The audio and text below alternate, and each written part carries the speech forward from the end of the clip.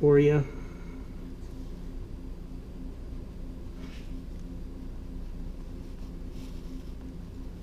Okay, I think I just got one more. This is coming out this way. And this way. So let's see, I'll just finish off a couple things over here on the side just to get just to complete the illusion for you real quick.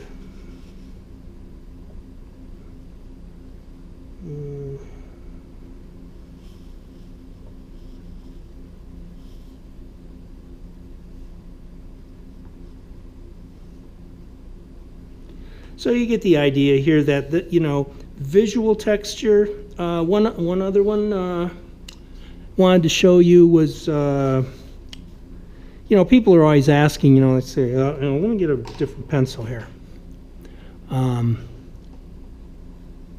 One thing about pencils, you know, when I've talked about this before, and I've said, you know, once you get a pencil that's got a sharp edge on it, and what you want to try and do is wear that edge down, and it actually makes it a little better pencil for you. So, you know, what I'm doing here is actually another type of visual texture, which is water, and this is just kind of a little wave. And again, these kind of techniques are easy to learn. But what I'm illustrating here is that texture is a really important part of drawing, and finding different little techniques of how to illustrate some of those things is just a simple use of value, which is what you're actually learning right now. So I'm almost done here. Just a few little touches on this.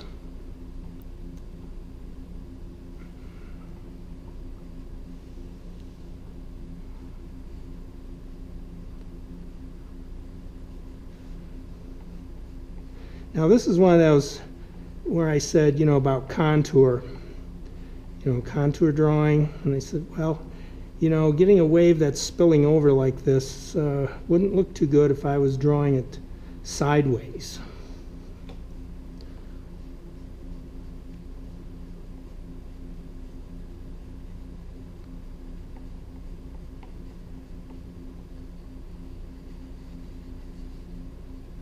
So you have three different kinds of texture here. You have water, rocks or solid forms, and you have some kind of interweaving. So your imagination could be unlimited as to how you would want to do that. Okay, so again, this is the visual texture. Okay.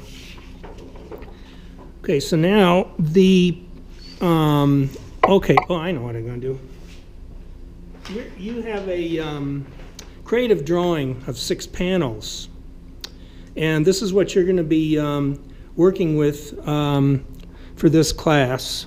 And this is one of the things that you take home. Sometimes the instructor, if you want to, you can start on this in class. And this is one that you should take some time with, because this one is going to be used online for some interaction. Okay? Now, you notice this thing, it says, draw something whose name begins with the last letter of the thing before it. So I give you one to start with, which is a pig. So for instance, if you drew a pig in here, and then what would you do in the next one? Well, it would have to start with the last letter of the thing before it, so it'd have to start with a G. So I guess G could be a giraffe or a gopher or something like that. And so if you pick a gopher, for instance, a gopher ends in an R. So then the next one has to start with an R. The other thing is that what I'd like you to do when you're doing these is these things are actual things, okay? They're not an action or an idea. They are a thing. Now, what I would like you to do when you're working on these is to apply these textures and texture principles to these drawings on here. So don't just do a line drawing, and you know what a line drawing is now, okay, and not a gesture drawing. You have to do detailed drawings in here using texture. You can do texture rubbings on these or whatever you'd like to do with it, okay, because you're going to have to be very clear that you can draw the thing that you are identifying. Okay, now don't, the way to do this is not to write the name of it on the front of the piece. The names of these things ideally should be written on the back so that you know, someone can look at it if the teacher can look at it and see what you were intending to do.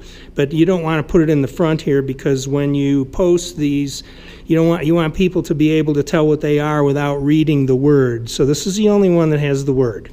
Okay?